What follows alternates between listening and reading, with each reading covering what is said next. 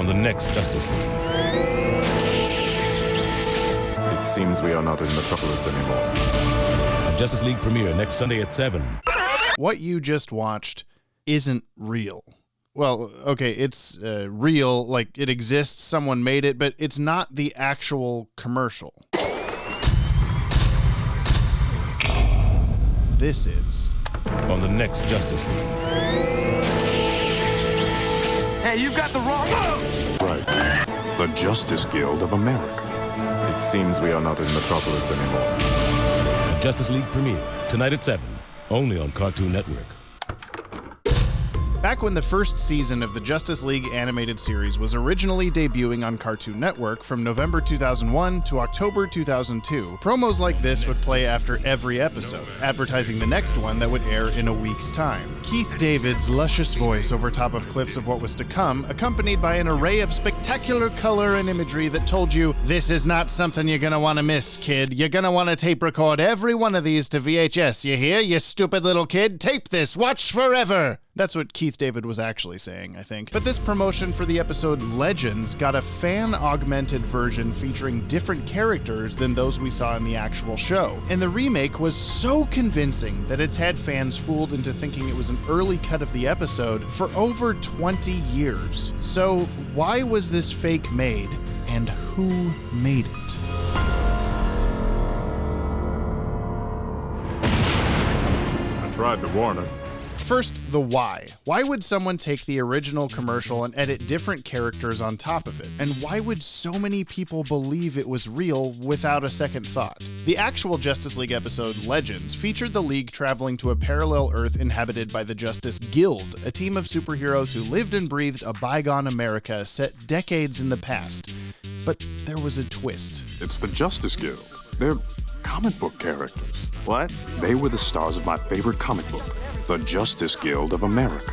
To avid comic book readers watching this video, this doubtlessly sounds familiar. The Justice Society of America is a group of DC heroes that predates the Justice League by roughly a couple decades, whose initial adventures wrapped through World War II and who were eventually relegated to Earth 2 to avoid continuity problems, a reality which existed in the form of comic books in the League's world. It's more or less the exact same concept here. The animated Justice Guild were clearly tributes to the JSA. Among others, Society had Wildcat, Black Canary, Green Lantern Alan Scott, the original Adam Al Pratt, and Jay Garrick, the Flash. While on the other hand, Justice Guild, roll call. Catman. Black Siren. Green Guardsman. Tom Turbine. The Streak.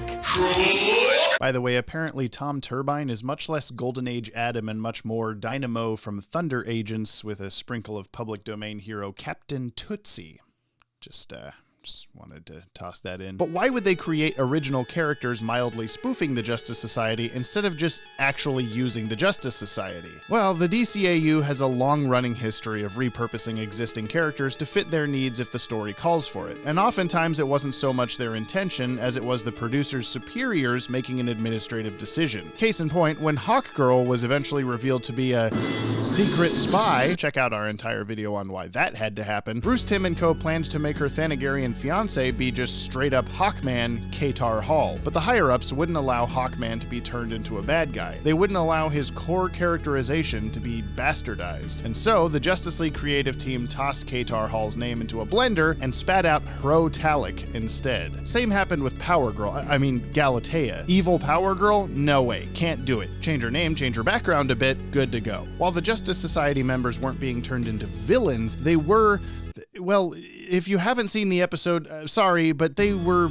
being killed. They were dead the whole time. Like, this kid should have been played by Haley Joel Osment. So the crew had to find a middle ground to still tell the story they wanted to tell. DC loved the script. They saw that outline and they went, oh, this is awesome, but we're not going to let you do it. You know, we don't want their introduction to the cartoon being that they're dead. We really don't want you to kill the story because it's really good. We want this to exist, but we just can't let it be the JSA. Would you mind creating a new group that's like the JSA? Bruce Timm himself elaborated on the situation in an old post on the Toon Zone forums. From the very beginning, we intended our JSA crossover to contrast the old school superheroes with more contemporary take on the characters. Now, taking this course with the story meant that we ended up gently, but affectionately, spoofing the Golden Age guys. The script turned out well. Exciting, funny, charming, and oddly moving in its own way. However, DC Comics publisher Paul Levitz had some concerns with the story. He felt the story as written disrespected the JSA, and was overall an inappropriate use of the characters. No disrespect was intended on our end, quite the opposite. We wanted the story to be a love letter to the original JSA, and bittersweet nod to simpler times. We changed the names and designs just enough to make them not quite the JSA, but still get the point across. They're now the superheroes of Earth 2.5, if you will. It did give us a few hairy moments, as all this stuff was happening at literally the 11th hour. We were actually on the phone with the legal department awaiting clearances on our new JGA character names at the voice recording session. We started recording not knowing what some of the characters' names were going to be. And so the Justice Battalion, or Justice Squadron, Justice Guild of America came to be. But listen carefully to that last part. They were making changes to the script all the way up until the recording session. And if you know how cartoons are made, you know that happens before the animation process ever begins. When I asked Dan Reba how far the Justice Society version got in the production, he answered, "We didn't even get real designs done, it died in outline." I even reached out to then DC Comics president Paul Levitz for comment, and after showing him the fake, he responded quite succinctly, "Damn, son, where'd you find this?" No, but really, he confirmed nothing to do with the original, no idea what this is. That was a fake fan draw over of footage, but very good from the show. The JSA were never actually animated. We had to change it to the Guild at the script stage. The final version of the episode clearly had the JGA still retaining all the DNA of the JSA, IMO TBH, and even concluded with a dedication to the late Gardner Fox, the original writer and co-creator of the Justice Society and the Justice League. The JSA were essentially there in wolf's clothing, but they were never actually there. This is not real. If I'm being honest, yes, this is a very well-made replica of the actual promo, but it's still got several telltale signs of forgery fiddling. For example, our opening shot of Wally West becoming Jay Garrick as he runs at the camera is like 3 or 4 frames repeated over and over. Sure, the actual DCAU didn't not do that from time to time, see Professor Hamilton's head bobbing like a South Park Canadian here, but it certainly doesn't feel up to par with something we'd typically see. And if you pause on any of the main running poses, it's just verbatim a trace of this commonly seen piece of Justice League style guide art. Then you've got literal calendar dates changing behind Flash, which the DCAU crew avoided as much as possible to keep things locked into a timeless aesthetic. And finally, we get the blast of light that leads us to the JL logo, and like Jay's layer just hangs on a couple extra seconds for no reason. Again, not trying to dig too hard at this, it really is very well done, though to me, it's kinda obvious when you see it. But we can't blame you, because you have good intentions. Clearly, the creator of the fake just wanted to show off what the episode might have looked like with the JSA, had DC signed off on the original script. But still, like I said, it's fooled hundreds, thousands of people for a very long time. One quick glimpse, and it's easy to assume this was truly a clip from an earlier version of Legends before DC pulled the plug and the episode had to be remade. Except, that'd be crazy to recolor all of those characters and re-record a few lines in less than a week. Yes! Correct! Think for a second, people! Your mind may drift to this funeral scene at the end of the Superman episode Apocalypse Now that we've done a whole video about, where Marvel characters and creators appeared in the crowd for the initial airing but were gone by the reruns. And yeah, because they made 2 versions from the get-go. And even if they hadn't, that's a small handful of still frames to redraw. Redoing Legends would be redoing the better part of 44 minutes worth of animated content in 1 week in 2002? Just not feasible. They would have delayed the episode or shifted it to the next season or something. Even Justice League Adventures artist Min Esku whipped up this fake comic cover based on the original JLA-JSA team-up way back when, and I know this single image wasn't an afternoon's effort. So, now, the real question becomes, can we track down who actually made this fake JSA version? The only way you can find the fake promo today is on YouTube. And you might think, well, clearly the obvious answer is that the person who put it on YouTube made it. But while it was uploaded 14 years ago, that's still 7 years shy of when the real promo actually aired on TV. Still, it's our easiest and most immediate lead. The video was uploaded on July 12th, 2009 by user Beaversaw. Beaversaw? Like a saw for beavers? A saw made of beavers? A version of the horror movie franchise Saw featuring exclusively beavers? Who's to say? Lay off the poor beavers, will ya? But of course, as is my luck, there is absolutely nothing else on their channel to aid me in narrowing down their true identity. And their latest upload was 10 years ago, so any comment I might leave on a video asking for help will likely go unseen. Other than this, "but will it blend?" comment from somebody that I hit like on 11 years later. The thing is, this must be a re-upload. I know for a fact I saw this animation before 2009. Now, this next part is going to make me sound really old to some of you and really young to others, but 2009 was the year I graduated high school. I definitely witnessed this video much earlier on what would eventually become the Super Buddies message boards. At the time, they were named DCU Animated, the online space where fellow data bud Ted Kendrick and I actually first met. Yeah, keep your shirt on, lady. Folks on these boards back in the day would post fan art all the time, including the webmaster himself, Cryptcom, who at one point created this fun Justice Guild piece based off JL concept art. Much like Cryptcom and a few others, my whole thing back then was creating model sheet style renderings of various DCAU characters whose actual designs had yet to have public releases. Example, I saw this fake promo and was inspired to promptly create artwork depicting Green Lantern Alan Scott in the cartoon style. And yes, I still have this. Of course I still have this. It was on a floppy disk in my attic. Do you think I get rid of anything? Wait, don't answer that. This Alan Scott file is dated March 20th, 2005, over 4 years earlier than the YouTube upload. And it was fairly crude. I mean, I was 14, everyone's fan art at the time was just as okay as we could have possibly made it. Photoshop had only been around and popular for a few years, and alternative, more experimental graphics software was being hawked left and right. Shout out to my Aunt Laura for teaching me Photoshop, because if I don't say something about it, she's gonna say something to me. Every piece of art that even the best of us would pump out at the time was a still frame, a single image, never animated, and never this fluid or professional. No offense. Indistinguishable from the original. In short, whoever made this, they were good. A quick Googling of Beaversaw only really landed me one solid lead, the commonly used prefix for a Caltech student named Brooke Versaw. B. Versaw. Mr. Enigma. Edward Nigma. But after finally tracking her down, Brooke responded, "Hi, I am not the owner of this YouTube channel." Excuse me, but I do believe you made this JSA animation. Doesn't look familiar to me. What?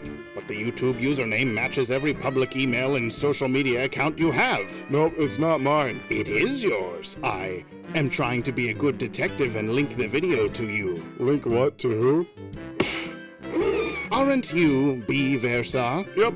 And this is your username. Yep. I found this username attached to this YouTube channel. And if that's the case, this must be your YouTube channel. That makes sense to me. Then you made this video. It's not my channel.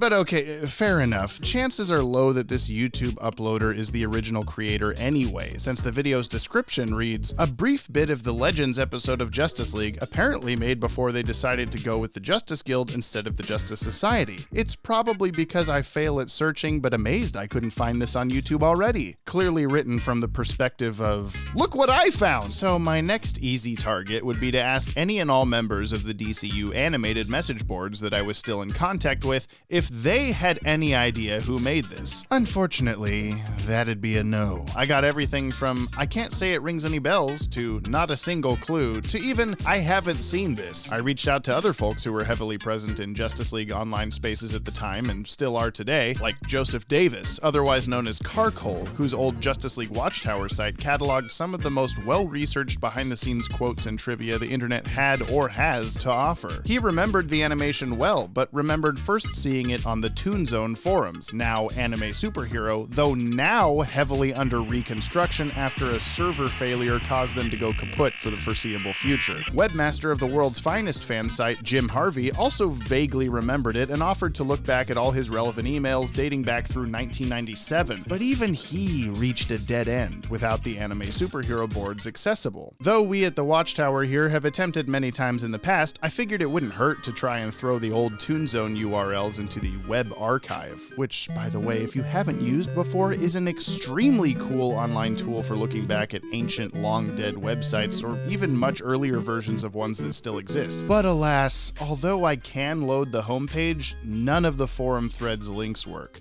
Another brick wall. But with this in mind, I figured, why not try the web archive tactic on the DCU animated boards? Maybe I could find the original post of the video from pre-YouTube dinosaur times. This is where good old Ted decided to hop on board the search train and stumbled on the jackpot. Before they were even available under a DCU animated web domain, these boards were hosted on Cryptcom's personal server. You see, kids, there was a time before social media. Before the dark times. When, if you wanted to say something on the internet, you pretty much had to pay your internet service provider to create server space for your own personal website, with which you could then do pretty much whatever you wanted. Cryptcom had chosen, make a place where a bunch of DC nerds can talk about the new Justice League and Teen Titans cartoons, and DCUA was born. Cryptcom, you out there, buddy? We miss you. Come back to us. This web archive snapshot from December 2003 is, first of all, pretty crazy to look back on. We've got discussions about the latest JL episodes that had just aired for the first time. We've got folks chatting about the brand new Mystery of the Batwoman animated movie. We've even got a thread called, "What?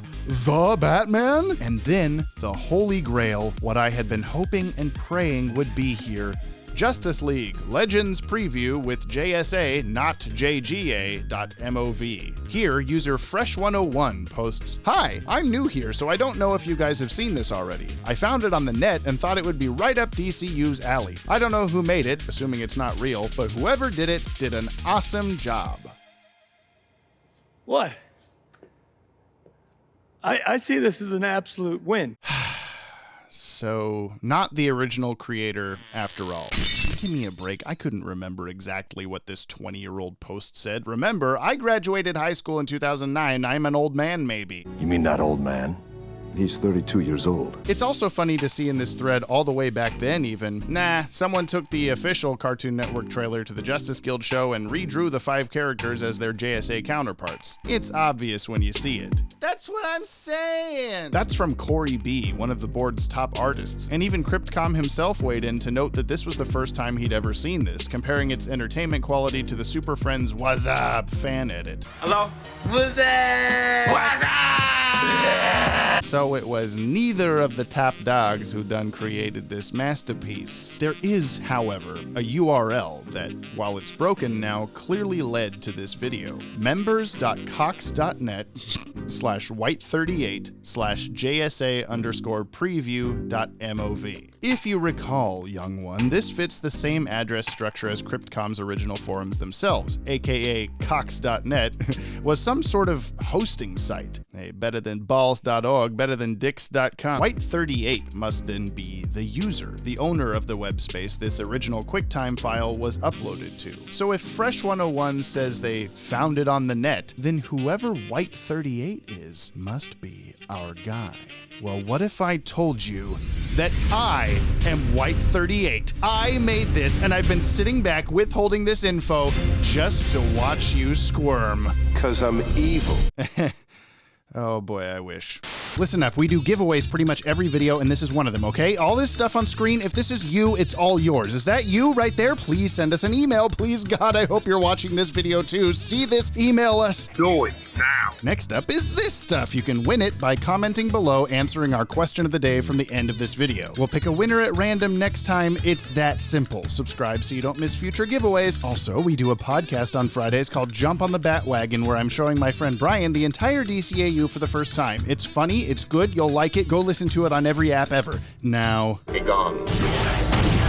Googling White 38, of course, didn't land me anywhere. Ted suggested seeking out 38-year-old white people who would be 58 by now, which, yeah, really narrows it down, Ted. Thank you so much. After trying a variety of keyword combinations, searching Cox.net White 38 finally gave me another clue. Another forum post on a different forum, this time those of the audio engineering software Cakewalk from 2006, which is really weird because this was around the same time my mom, who mastered those euphonium arrangements you heard in our DCEU timeline video, was using Cakewalk for various music compositions. Not at all relevant to this story, but still, it's a bit on the nose. It's weird. Here we find Fresh 101 again, trying to get some help with a software bug, sending along a test file for the support team, and the URL is another cox.net/white38. Fresh 101, once again using the White 38 hosting space, unfortunately tells me that those two usernames, in fact, belong to the same person.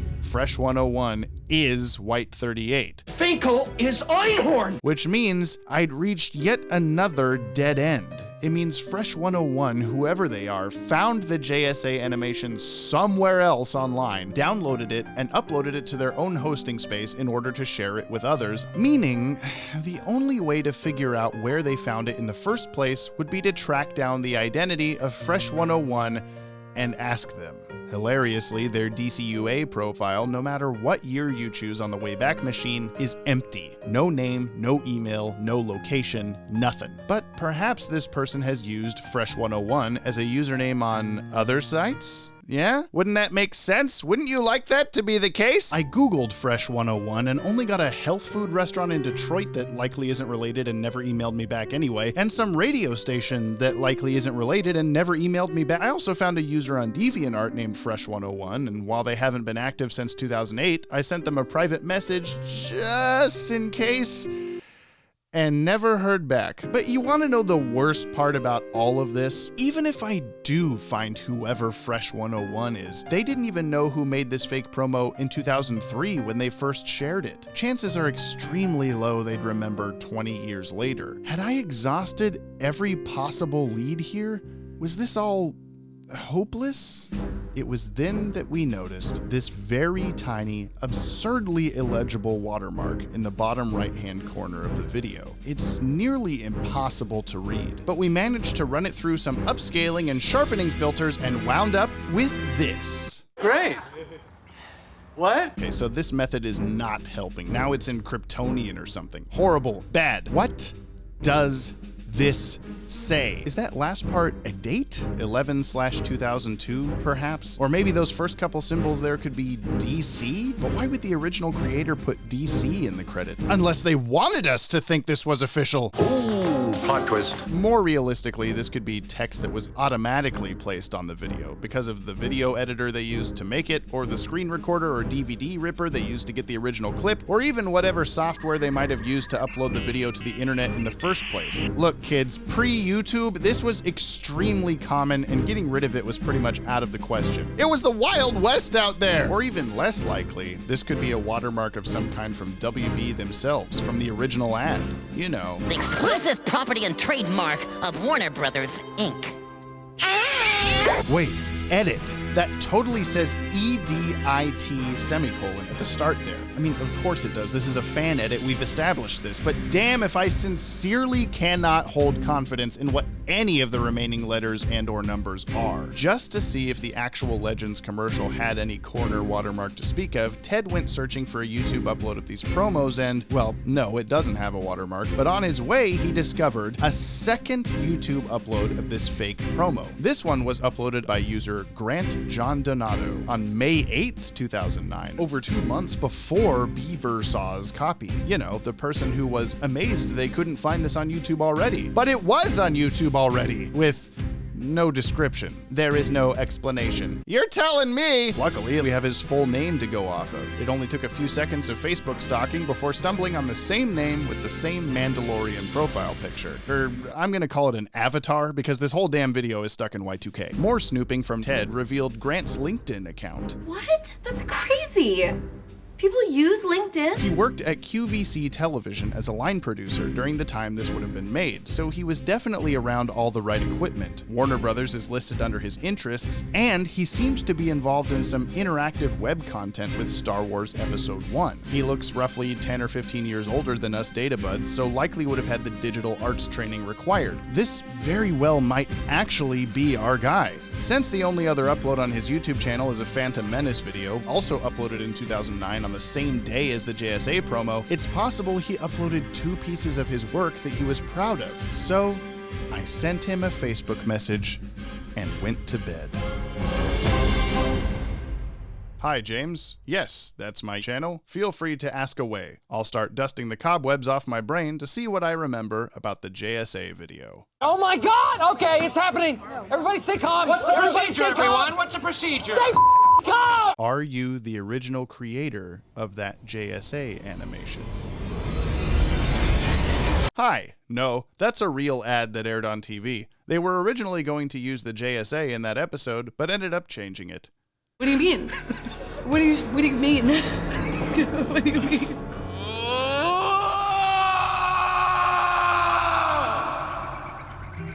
I am so sad right now. Grant was not the creator of the animation. He did not have the original MOV file. He did not know who made it. Thank you anyway, Grant. At the very least, you responded to my messages. At the very least, you seem like a good guy. Grant recommended a couple other old forums he was a member of where he remembers sharing and discussing the promo, but while Ted and I did find those posts after searching through over 150 ancient, long-buried web pages, there was nothing really helpful. And even if I could find any other old shares of the fan edit, it seems that the story is always the same.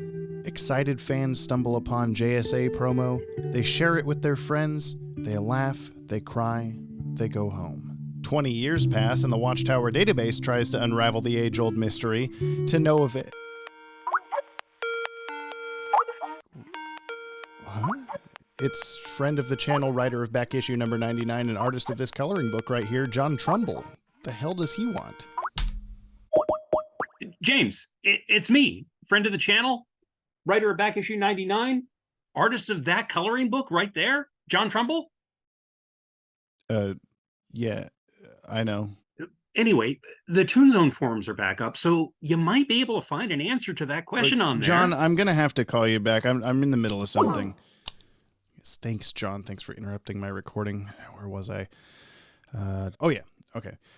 20 years pass and the Watchtower database tries to unravel the age-old mystery. To know of forums, search JSA legends.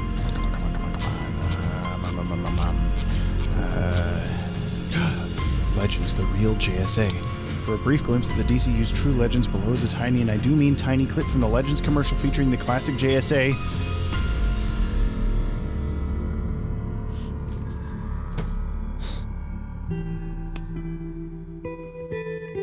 Shit! Lucho. Last seen on the forums about a year ago, which is insanely recent compared to what I expected. And yet, I haven't been able to get a hold of them. I found some antiquated email addresses that bounced back. I sent them a private message that may never be seen. If I didn't know the Toon Zone boards were back, who knows how long it'll be till otherwise unreachable Lucho finds out. A week? A month? A year? A decade? But, you know, after everything, maybe it's okay. We'll be all right. In the end. Nothing ends. Nothing ever ends. Perhaps this person's perplexing obscurity is symbolic of our own childhood experiences with the Justice League cartoon. Gone, but not forgotten. Maybe it's okay that this enigma, this specter, this lone warrior remain at arm's length, that they may live on through a 240p QuickTime video file from 2002 as, well, a legend. And legends live forever.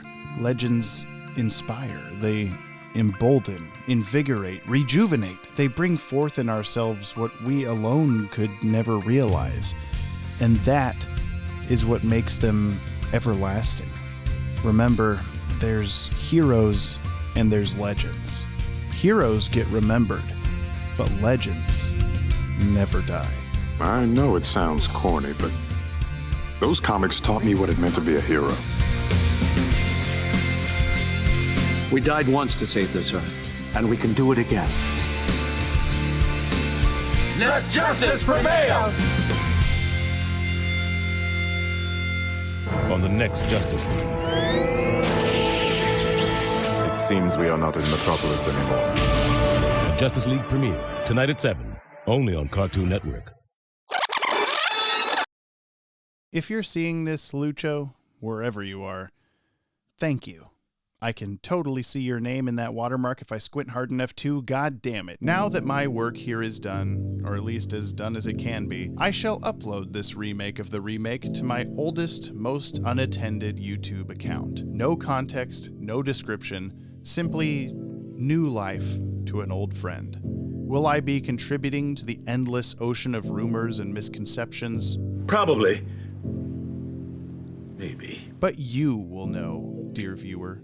You'll know the truth. Next time you see someone out there going, "Did you know? It almost looked like this." Smack them upside the head and show them this video you just watched, because that is nonsense. In the end, I think there's a beautiful lesson to be learned here. It doesn't matter how much we think we know. Sometimes we just have to Google a little bit harder. Would you have preferred this Justice League episode to have the actual Justice Society, or are you okay that we got doppelganger replacements? We did see various members of the JSA show up in Justice League Unlimited, but let us know if you'd like to see a follow-up video about whether the actual JSA did exist in the DCAU. Also, there's another new shirt in the merch store, go get it, and the Blue Beetle one, because the day this video drops is the last day you can get it, oh my goodness. Thank you for coming with me on this migraine of a journey, and I want to give a big thanks to Toonami Remastered for helping me with some of the graphics and audio for my new version of the JSA promo. Check out their YouTube channel linked below. If you'd like to help support our channel, head over to patreon.com/DCAU Watchtower and check out all the cool exclusive perks you can get over there, like your name read out loud, like Luke Mears, John Ryan Masters, and Jonathan Andrew Brantley, thank you so much, and tons of other stuff. Everybody else who supports us on Patreon is listed here, and once we get to 200 of you, we'll do a Will It Canon episode on if Teen Titans exists in the same universe as, what? The Batman? We'll see ya in the next one. Well, that's a problem. But not my fault. I did everything I could, and you did too. Also, why are you still here?